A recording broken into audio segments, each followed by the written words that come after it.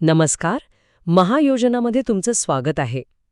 मी एक प्रश्न विचारते, कधी असं झालंय का की सरकारी योजनेचे पैसे तुमच्या खात्यात आलेच नाहीत हम्म, किंवा अर्ज करून सुद्धा अनुदान मिळालं नाही? यामागचे एक मोठं कारण असू शकतं तुमच्या बँक खात्याला आधार सीड नसणं. अगदी बरोबर. तुम्ही सुद्धा फक्त अशा छोट्याशा चुकीमुळे सरकारी योजनेपासून वंचित राहिला आहात का? आजच्या भागात आपण अगदी सोप्या भाषेत समजून घेणार आहोत की बँक खात्याला आधार लिंक करणं आणि सीड करणं यात नेमका फरक काय आहे, हाच तर महत्वाचा मुद्दा आहे. आणि घर बसल्या मोबाईलवरून आधार सीडिंग कसं करायचं, तुमचं आधार कोणत्या बँकेला सीड आहे हे 2 मिनिटात कसं तपासायचं, ही सगळी माहिती आज आपण पाहणार आहोत. हो, आणि हो, अशीच महत्त्वाची आणि उपयोगी माहिती तुम्हाला नेहमी हवी असेल तर आपला महायोजना चॅनल लगेच सबस्क्राईब करा आणि हा व्हिडिओ शेवटपर्यंत नक्की बघा, कारण यात आम्ही एक अशी प्रक्रिया सांगणार आहोत जी तुम्हाला भविष्यातला मोठा त्रास वाचवेल. चला तर मग आजच्या चर्चेला सुरुवात करूयात. चला. तर सुरुवातीलाच अनेकांच्या मनात एक मोठा गोंधळ असतो. बँकेत आधार कार्ड देणं म्हणजे आधार लिंक करणं आणि आधार सीड करणं. हे एकच आहे का, की या 2 वेगळ्या गोष्टी आहेत? खूप छान प्रश्न विचारलात. हाच तर मुख्य गैरसमज आहे. माझ्या अनुभवातून सांगतो, जवळजवळ 90% लोक इथेच चुकतात. अच्छा. बँकेत आधार कार्डची झेरॉक्स दिली म्हणजे काम झालं, असं लोकांना वाटतं. पण तो फक्त एक म्हणजे ओळखीचा पुरावा म्हणून वापरला जातो. हो, पण सीडिंग ही पूर्णपणे वेगळी गोष्ट आहे. आधार सीडिंग म्हणजे तुमच्या आधार नंबरला थेट NPCI म्हणजेच नॅशनल पेमेंट्स कॉर्पोरेशन ऑफ इंडियाच्या मॅपरद्वारे तुमच्या बँक खात्याशी जोडणं. ओके. यालाच DBT म्हणजे डायरेक्ट बेनिफिट ट्रान्सफर सक्षम करणं असं म्हणतात. आणि जोपर्यंत हे सीडिंग होत नाही तोपर्यंत सरकारी अनुदानाचे पैसे थेट खात्यात जमा होत नाहीत. अरे वा, म्हणजे अडला हरी गाढवाचे पाय धरी अशी गत व्हायच्या आधीच सीडिंग करून घेतलेलं बरं. अगदी अगदी. एक विचारायचं होतं, तुमचं आधार कार्ड बँकेला फक्त लिंक आहे की सीड आहे, याबाबत तुम्हाला नक्की माहिती आहे का? हे आमच्या श्रोत्यांनी कमेंट सेक्शनमध्ये सांगावं. हो, नक्कीच सांगा, म्हणजे आम्हालाही कळेल. मग आता सगळ्यात महत्त्वाचा प्रश्न, की हे आधार सीडिंग घर बसल्या ऑनलाईन कसं करायचं, त्याची सोपी पद्धत सांगा. हो, नक्कीच. आता ही सुविधा सरकारने अगदी सोपी केली आहे. मी तुम्हाला एक सोपी चेकलिस्ट देतो, त्याप्रमाणे तुम्ही प्रक्रिया करू शकता. छान. सगळ्यात आधी गुगलवर NPCI असं सर्च करा किंवा आम्ही डिस्क्रिप्शनमध्ये दिलेल्या लिंकवर क्लिक केलं तरी चालेल. ठीक आहे. वेबसाईटवर कस्टमर नावाचा एक पर्याय दिसेल. कस्टमर. हो, त्यावर क्लिक करा आणि मग भारत आधार सीडिंग एनेबलर म्हणजेच बेस हा पर्याय निवडा. बेस. ओके. आता तिथे आधार सीडिंग या पर्यायावर क्लिक करा. मग तुमचा आधार नंबर टाका, फ्रेश सीडिंग पर्याय निवडा आणि ज्या बँकेत सीडिंग करायचं आहे ती बँक निवडून तुमचा खाते क्रमांक 2 वेळा टाका. 2 वेळा, म्हणजे चूक होऊ नये म्हणून. बरोबर. मग खाली दिलेल्या चेकबॉक्सवर टिक करून तुमची संमती द्या आणि तो कॅप्चा कोड टाकून सबमिट करा. आणि मग OTP येतो. अगदी. तुमच्या आधारला लिंक असलेल्या मोबाईल नंबरवर एक OTP येईल, तो टाकून कन्फर्म करा. झालं.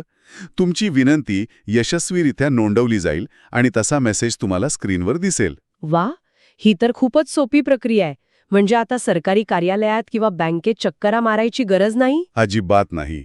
अशीच सरकारच्या नवनवीन योजनांची आणि प्रक्रियांची सोप्या भाषेतील माहिती मिळवण्यासाठी आपला महायोजना YouTube चॅनल आत्ता सबस्क्राईब करा.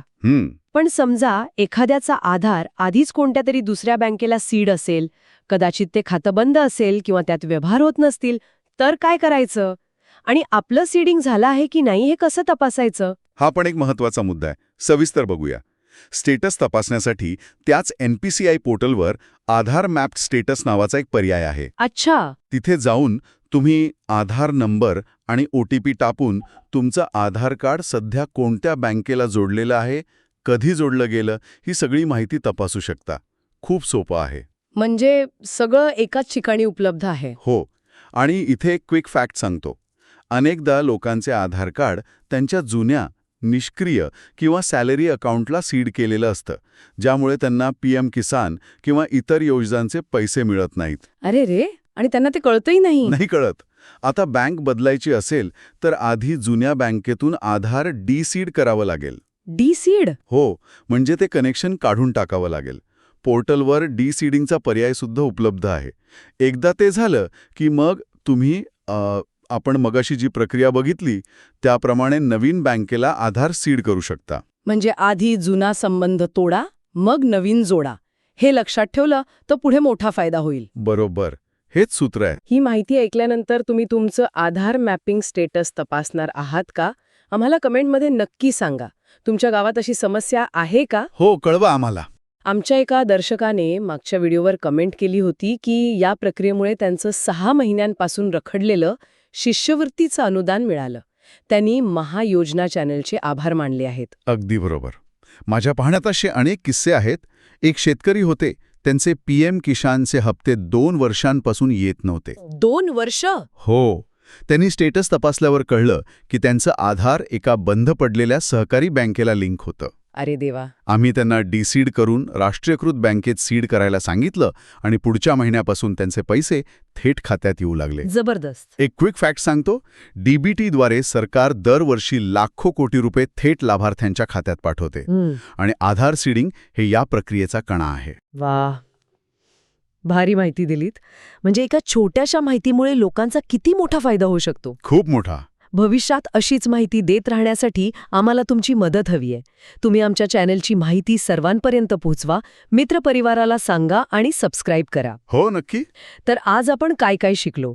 आधार लिंकिंग आणि सीडिंग मधला फरक. हो. घर बसल्या NPCI पोर्टलवरून आधार सीड कसं करायचं आणि आपलं स्टेटस कसं तपासायचं याबद्दलची सविस्तर माहिती घेतली. बरोबर. आणि एक गोष्ट लक्षात ठेवा, सरकार योजना आणते, पण त्या योजनेचा लाभ घेण्यासाठी जागरूक राहणं हे आपल्या हातात आहे. खरी ताकद तुमच्या हक्कासाठी जागरूक राहण्यातच आहे. हे लक्षात ठेवा, म्हणजे पुढे त्रास होणार नाही. अगदी खरंय. तुम्हाला महाराष्ट्र आणि भारत सरकारच्या योजनांविषयी असंच सोप्या भाषेत मार्गदर्शन हवंय? मग आपला महायोजना YouTube चॅनल खास तुमच्यासाठीच आहे. लगेच सबस्क्राईब करायला विसरू नका.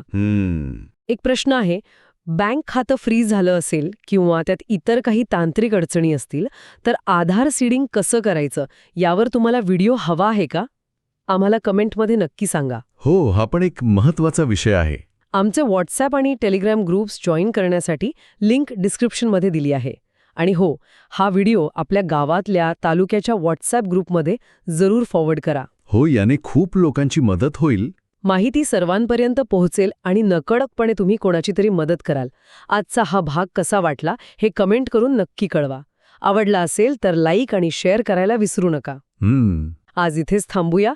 लवकरच भेटू एका नवीन माहितीपूर्ण भागासह. धन्यवाद. जय महाराष्ट्र. धन्यवाद. जय महाराष्ट्र.